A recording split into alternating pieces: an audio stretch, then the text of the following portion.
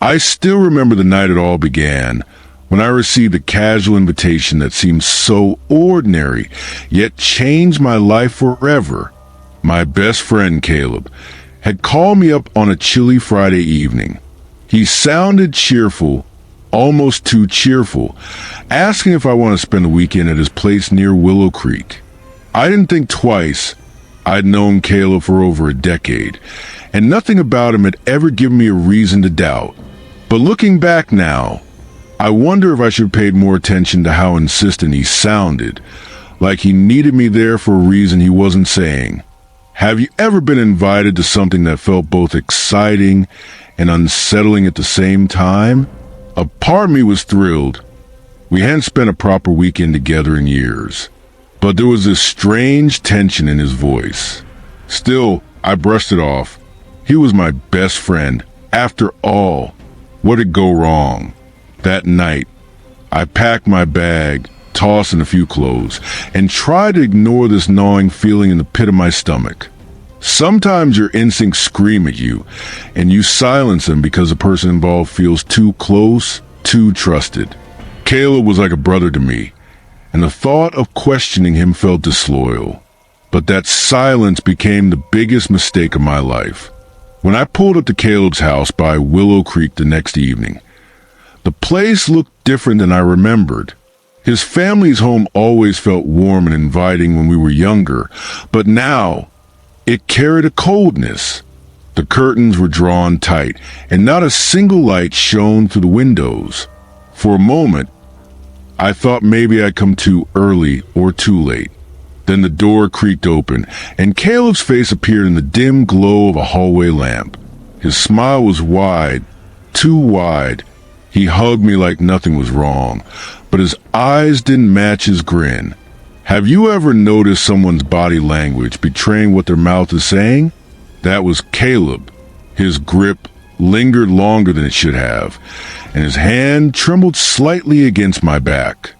I told myself he was just tired, maybe even stressed, but unease crawled over me the second I stepped inside.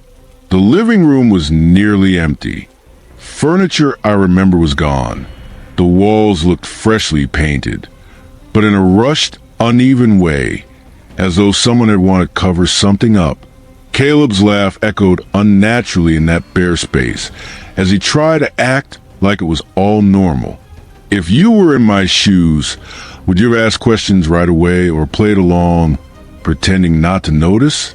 Let me know in the comments, because I regret staying silent. That night, as we sat down to eat, I noticed something else. His parents weren't around. When I asked, Caleb simply said, "They're out of town for a while." His tone was flat, almost rehearsed.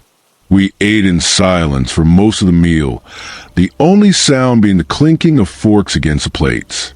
And though I didn't want to admit it, every bite tasted like it had been sitting out too long, like it wasn't really meant for me. After dinner, we headed to the guest room where I was supposed to stay. But as I unpacked, I realized the door had no lock. Something about that detail didn't sit right with me. Caleb tried to make small talk, but he kept pacing, circling around the room like a restless predator. Every time I glanced up, he'd quickly shift his eyes away, pretending to look at the floor or the ceiling. By midnight, I couldn't sleep. I lay awake in bed, listening. The house was far too quiet. No creaks of settling wood, no hum of appliances, just silence. Then, faintly I heard it, a scratching noise coming from the other side of the wall. I held my breath. Caleb's room was next door. What was he doing? Scratching at the walls. The next morning, Caleb suggested we hang out in the basement. I hesitated. Basements always creep me out, and this one was no exception. The stairs groaned under our weight, and a damp smell hit me as soon as we reached the bottom. The place was cluttered with boxes stacked in strange patterns, almost like makeshift walls. It didn't feel like storage. It felt like a maze. Caleb walked ahead confidently, leading me deeper into the basement. He kept saying things like, You're gonna love this," but his voice carried an edge like he was testing me. I trailed behind, my pulse hammering as we turned a corner. That's when I saw it. One of the boxes had shifted, revealing deep scratches on the concrete floor beneath. Long, desperate scratches, like someone had been dragged across it. I froze. My instinct screamed to leave, to get out, but Caleb was watching me closely. His grin returned, stretched and unsettling as he whispered, "You trust me, right?" After we left the basement, I tried to shake off the unease, but it clung to me like a second skin. I told Caleb I needed to grab something from my bag and excused myself to the guest room. As I reached for my backpack, I noticed something I hadn't before, a door at the end of the hallway. It was different from the others, heavier, with a reinforced frame and a bolt lock on the outside. The kind of lock that keeps something in, not out. I crouched slightly, staring at it. My mind raced with questions. Why would his parents need such a door? Why would Caleb never mention it? Not once in all the years we've been friends. As if sensing my thoughts, Caleb appeared behind me. His sudden presence made me jolt. He didn't say a word at first, just stood there, blocking the light, watching me with that same stretched smile. Then in a calm but firm voice, he said, "That's just storage. Nothing you need to worry about." The way he said it wasn't reassuring. It was final, almost like a warning. He guided me back toward the guest room, his hand heavy on my shoulder. The moment the door shut behind me, I realized my heart was pounding like I'd run a mile. That night, sleep didn't come easy. The quiet of the house pressed in on me again, heavier than before. I turned from side to side, my mind replaying the sight of those scratches in the basement and that locked door at the end of the hall. Just when I started to drift, a sound jolted me awake, low, muffled whispers. At first, I thought it was Caleb talking in his room, but the whispers weren't coming from next door. They were coming from below me, from the basement. I held my breath, straining to listen. The voices weren't clear. They overlapped, like several people whispering at once, but there was no mistaking the desperation in their tone. I sat up, every nerve in my body screaming for me to stay still, but curiosity gnawed at me. I crept to the door and pressed my ear against it. The whispers grew louder, but just as I leaned in closer, silence fell. Complete silence, as if whatever or whoever was down there knew I was listening. I stumbled back toward the bed, heart racing. The air felt colder, heavier. And then, faintly from the darkness of the hallway outside my room, I heard it, Caleb's voice, low, almost a whisper itself, saying, "Don't go down there." The following day passed strangely. Caleb acted normal, maybe even too normal, like he was trying hard to erase the awkward tension from the night before. We ate breakfast together, but I barely touched my food. Every time I looked at him, I thought about the whispers, that locked door, and his voice outside my room. My mind wouldn't stop racing, yet I forced a smile whenever he caught me staring. In the afternoon, he suggested we go for a walk near Willow Creek. The woods surrounding his house stretched on for miles, the kind of wilderness where you could scream for help and no one would hear you. As we walked, he kept asking me odd questions. You ever wonder what people are capable of when no one's watching? And do you think you really know someone after all these years?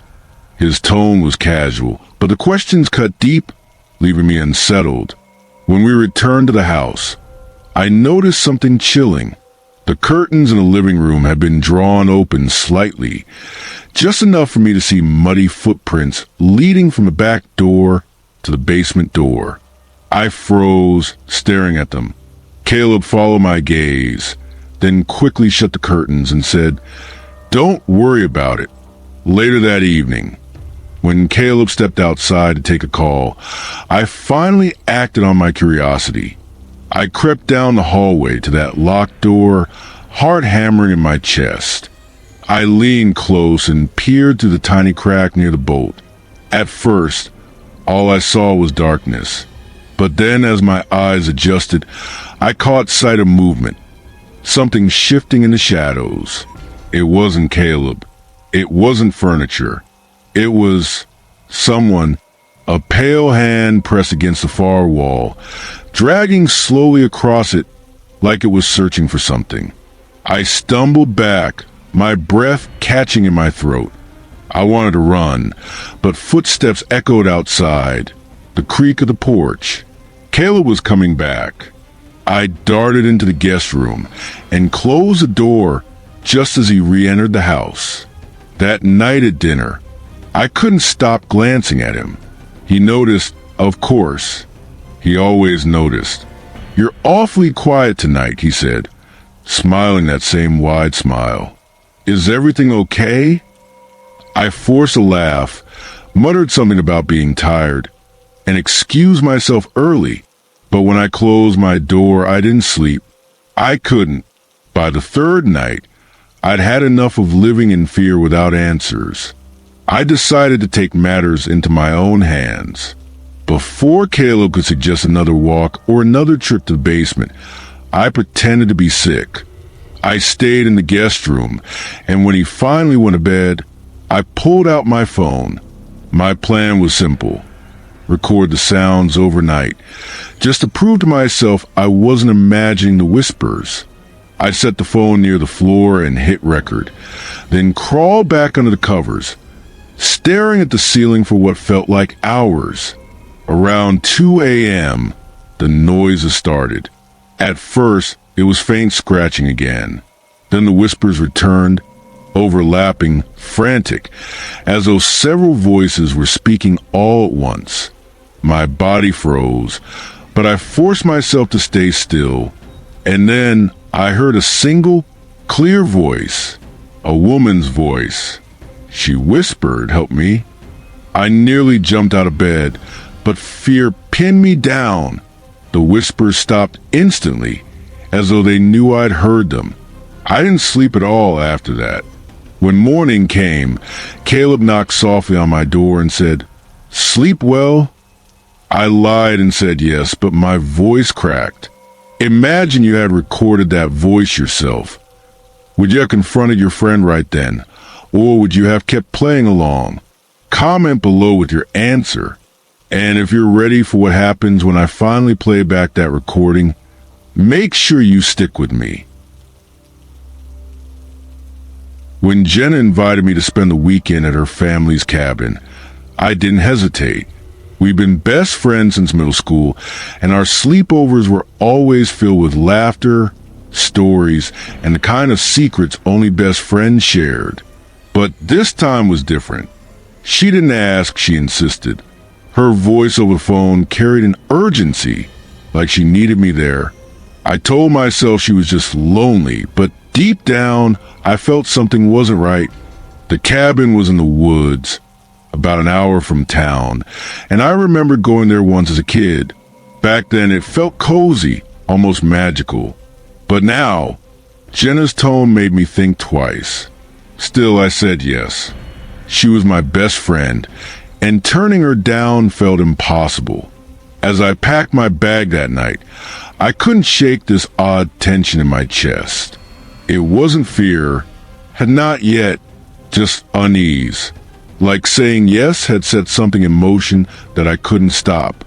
When I pulled up the cabin, the sun was already setting, casting the trees in long, twisted shadows. Jenna was standing on the porch, smiling, but something about her looked different. Her smile didn't reach her eyes. She hugged me quickly, almost mechanically, then hurried me inside. The cabin had changed since I last saw it. The cozy furniture I remember was gone, replaced by bare wooden chairs and a single table in the middle of the room. The air smelled stale, like dust and damp wood. I tried to brush it off, But I noticed Jenna kept glancing toward the back door like she expected someone or something to walk in at any moment. When I asked about her family, she said they'd be back later, but her tone was flat, unconvincing, like she was reading from a script. My chest tightened with unease, but I forced a smile and told her I was glad to be there. That night, Jenna suggested we sleep in the same room like old times. It felt strange. She had always been independent, never clingy, but I agreed.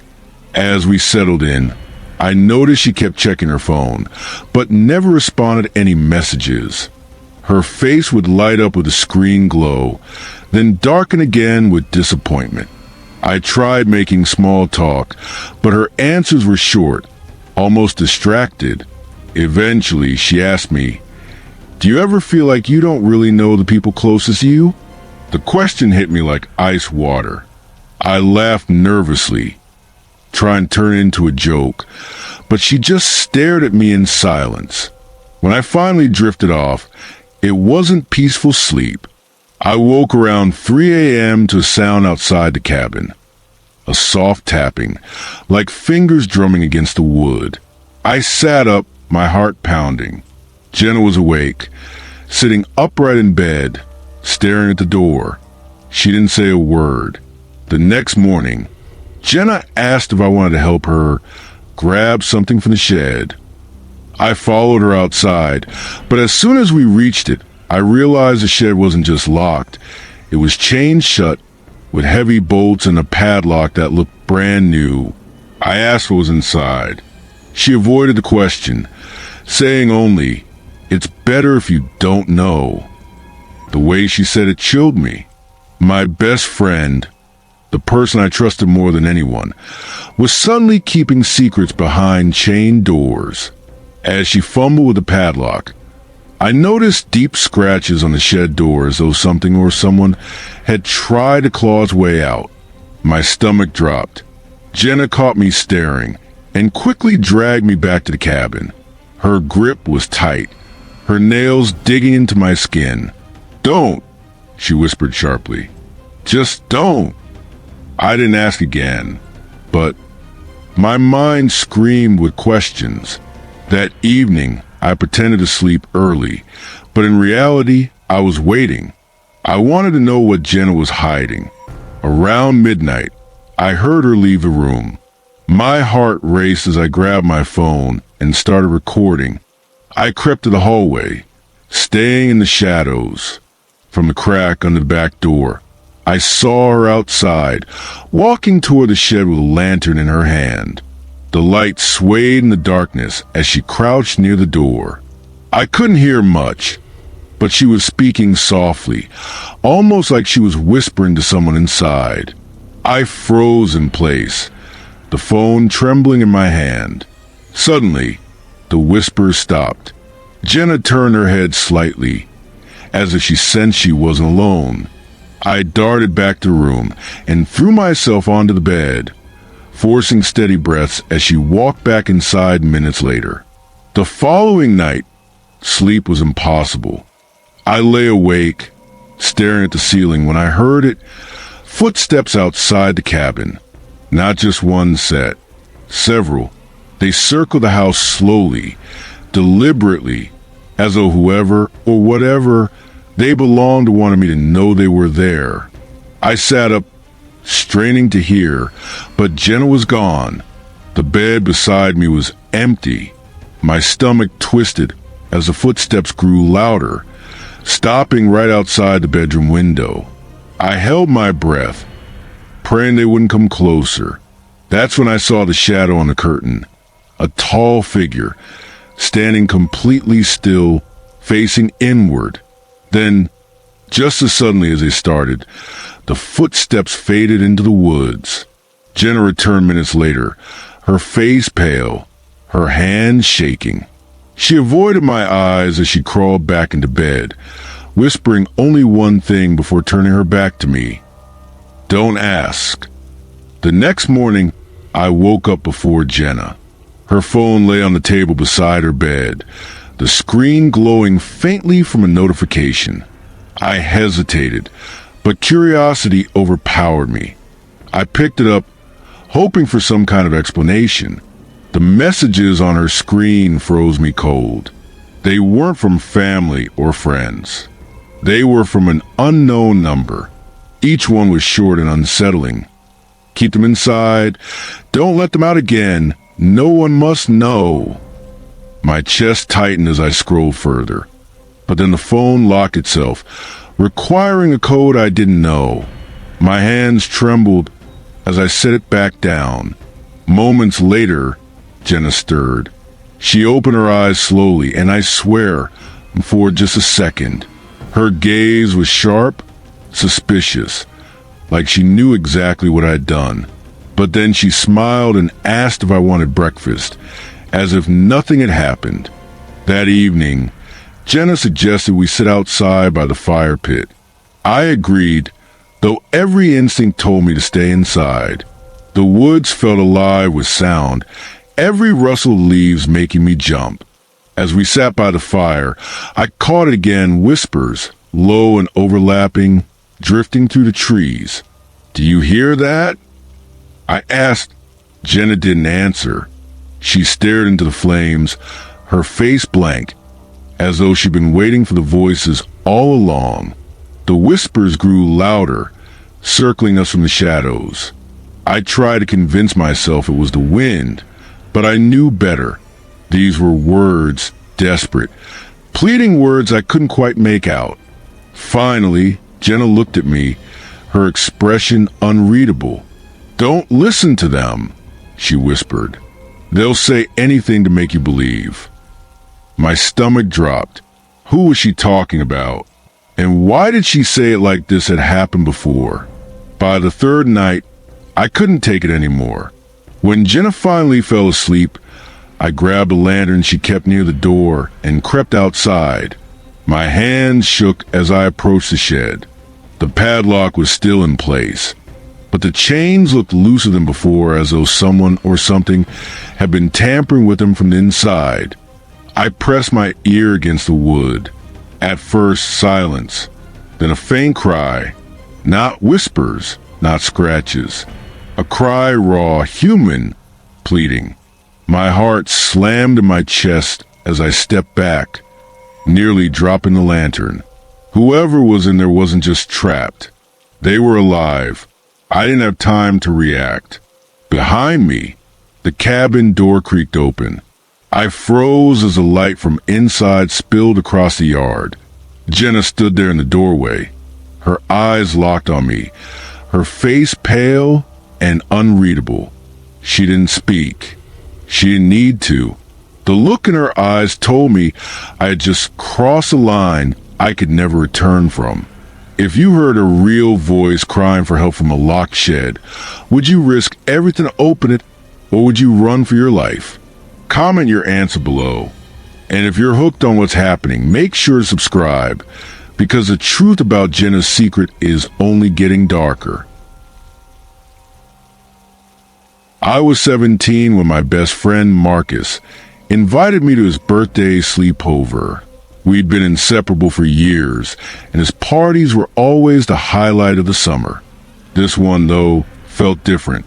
He insisted it would be a night to remember, repeating it with a grin that didn't quite look like excitement. The party was at his uncle's old farmhouse on the edge of town. I remember the place vaguely. It was always empty, its windows dark, its yard overgrown. When I asked why we weren't celebrating at his house, Marcus brushed me off with a laugh. "Trust me," he said, "this will be way better." I told myself he just wanted to do something different. But as I packed my overnight bag, a quiet unease set in. Sometimes the things that seem like harmless adventures with friends turn into the kind of memories that haunt you forever.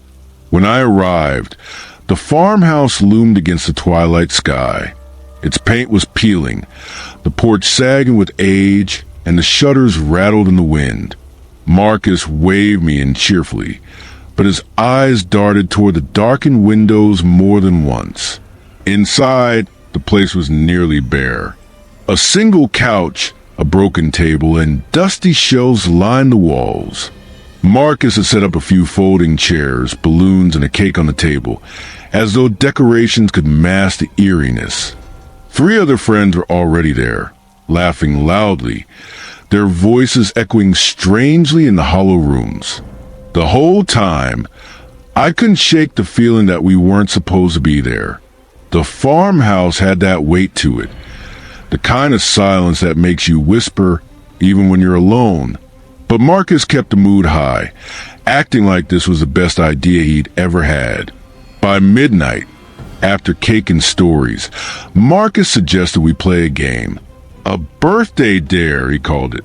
He wanted each of us to spend 5 minutes alone in the cellar. Whoever made it out without screaming would win. The others laughed, but my stomach tightened instantly. I remember the cellar, dark, damp, with a door so heavy it groaned like it was alive. The first 2 friends went down, coming back pale, but laughing nervously. When it was my turn, I hesitated. Marcus teased me, calling me scared, and the others joined in. I didn't want to be the weak one, so I forced a grin and grabbed a lantern. The stairs creaked under my weight as I descended. The deeper I went, the colder the air became, until my breath fogged in front of me. The cellar was nearly empty, except for old crates stacked against one wall. But as I turned, I noticed something carved into the stone floor. Long, jagged lines. At first I thought they were cracks, until I saw they formed words. The words on the floor sent chills racing through me. "Don't stay after dark." My pulse quickened as I traced the grooves with the lantern light. They weren't old cracks. They were deliberate, scratched deep into the stone. My throat went dry as I tried to imagine who had written them and why. Then, from behind the crates, I heard it, a faint shuffle like something dragging across the floor. I froze, the lantern trembling in my hand. "Marcus," I whispered, hoping this was all some kind of elaborate prank. But no one answered. The sound stopped as suddenly as it began. I forced myself back up the stairs, my legs shaking. When I pushed the door open, Marcus was standing there with a grin, his eyes locked on me. "You didn't scream," he said, almost disappointed. The others laughed, but his tone made my stomach twist. Later, Marcus suggested we play again, but this time with pairs. He insisted on going with me. I didn't argue, though my chest tightened with unease. Together we descended into the cellar, the lantern flickering as the shadows stretched around us. Marcus seemed different in the dark. He wasn't joking or teasing anymore. He moved slowly, running his hand along the stone walls like he was searching for something. When I asked what he was doing, he whispered, "Can't you hear them?" At first, I thought he was messing with me, but then I did hear something. Low, almost inaudible whispers, rising from beneath the floor. My skin crawled as the voices grew clearer, overlapping like a dozen people speaking at once. Marcus stared at the carvings, his expression unreadable.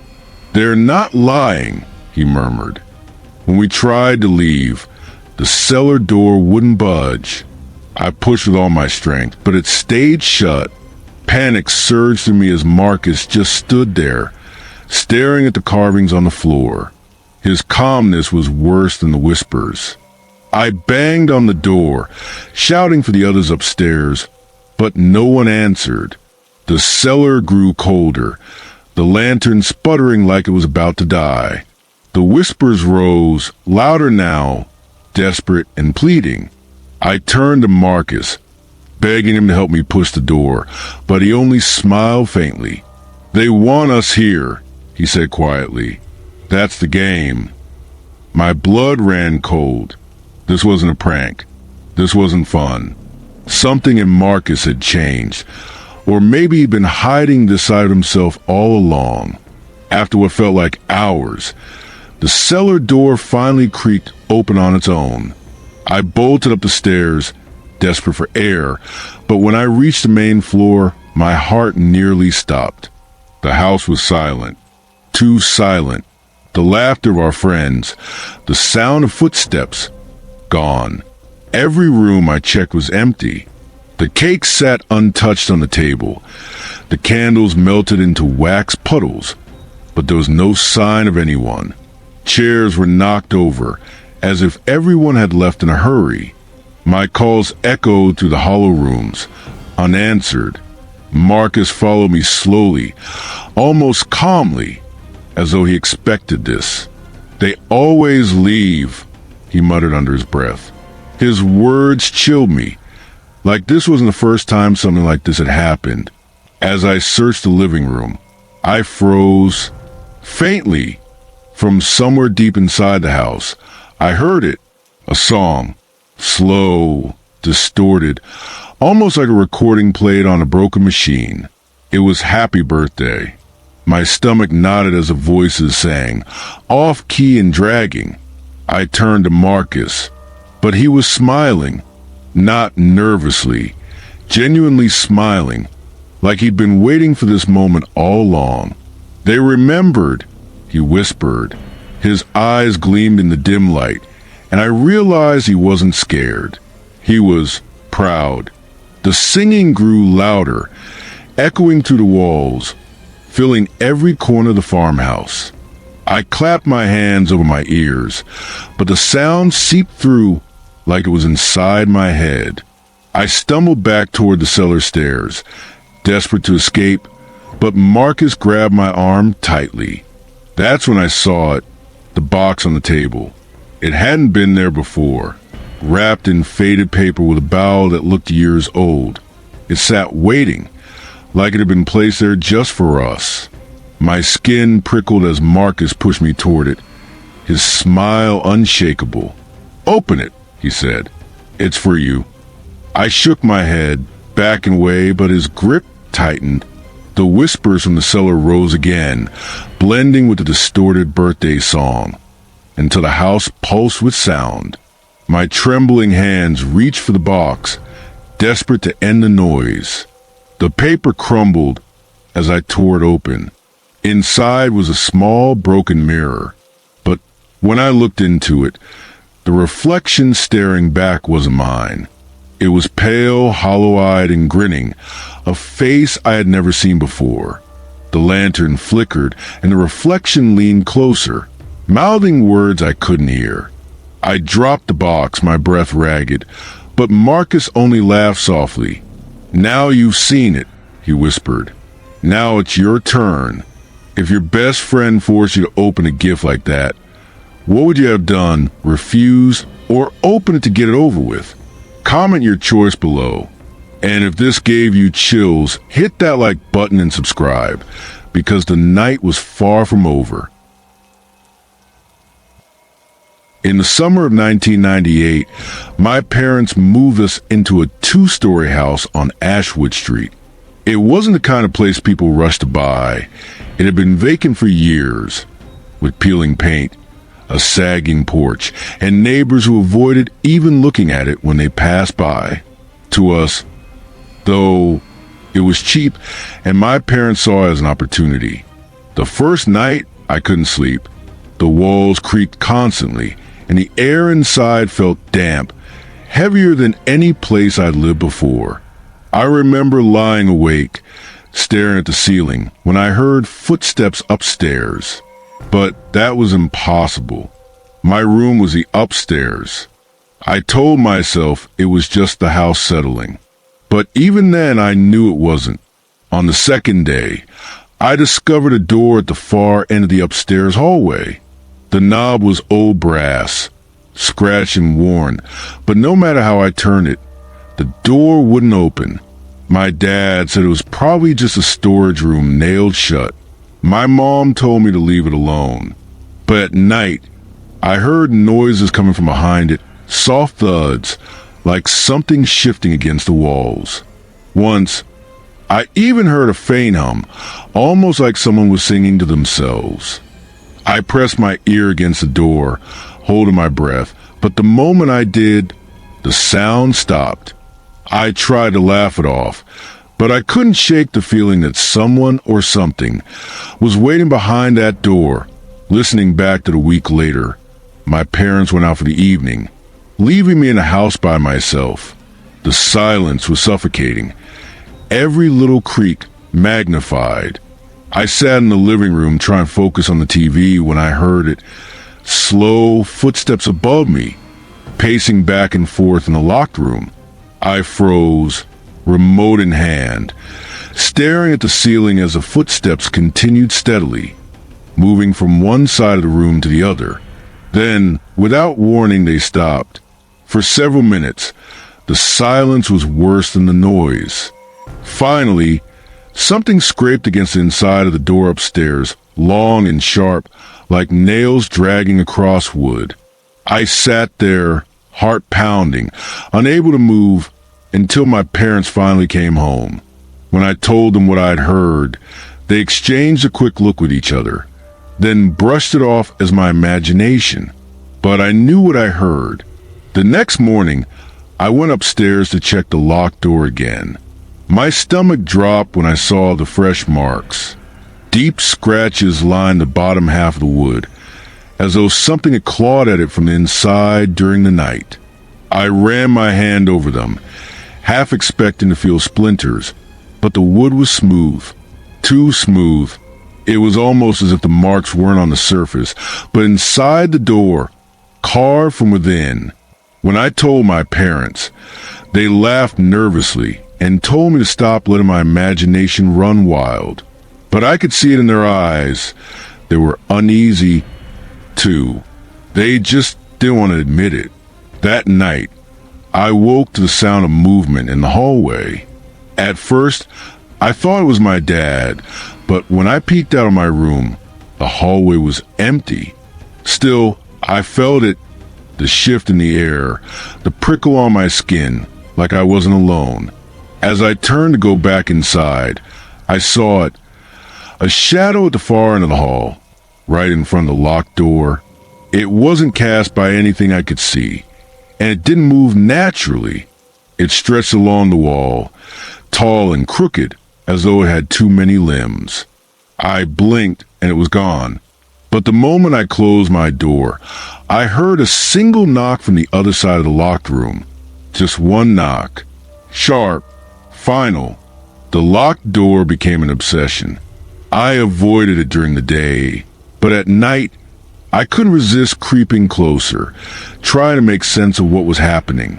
One night, I knelt down and pressed my eye to the tiny keyhole, hoping to catch a glimpse of whatever was inside. At first, I saw nothing but blackness. Then, slowly, something pale shifted in the dark. It looked like a face, hollow eyes staring right back at me through the keyhole. I stumbled backward, my breath caught in my throat. That's when I heard it. A whisper, faint, chilling, right through the crack in the door. I know you're watching. That night, I tried to stay awake, convinced something was going to happen. Around midnight, the air in my room grew colder, sharp enough to make my teeth chatter. My window was shut, yet my curtain began to sway like a draft that slipped in. I sat up, heart racing, when I noticed a sound, soft breathing just outside my door. I held my breath, straining to listen, slow, steady inhales, like someone was standing there waiting. Gathering my courage, I called out, "Mom? Dad?" The breathing stopped instantly. Silence filled the room. And then, as I reached for the lamp, 3 slow knocks tapped against my bedroom door. My hands shook so badly, I couldn't turn on the light. I stayed frozen until dawn, staring at the door, knowing something had been right there in the hallway with me. The next morning, I couldn't take it anymore. I went searching through the house for anything that might open the locked room. In the basement, I found an old wooden box filled with rusted tools and loose keys. One of them, a small brass key, looked like it could fit the upstairs lock. I pocketed it, my pulse racing. For hours, I debated with myself. Every instinct screamed at me not to use it, but I had to know. That night, when my parents fell asleep, I crept down the hallway, key in hand. The moment I slid it into the lock, I felt resistance, not from the mechanism, but from something else, like the door itself didn't want to open. My palms sweated as I turned it slowly. A faint, rattling breath seeped through the crack, as though whoever or whatever was inside knew I was finally trying to enter.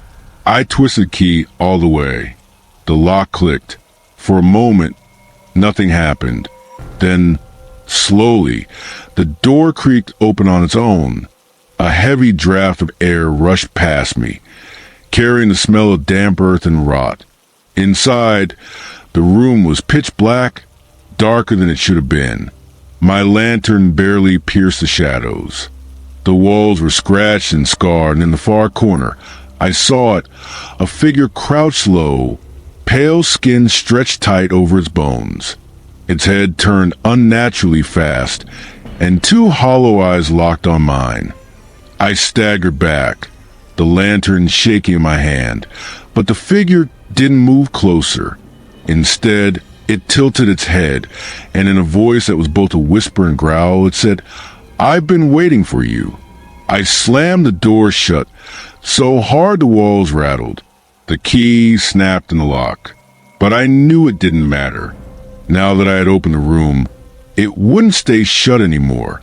If the thing inside finally spoke to you, would you tell your family immediately, or keep it to yourself, knowing they might not believe you? Drop your thoughts below.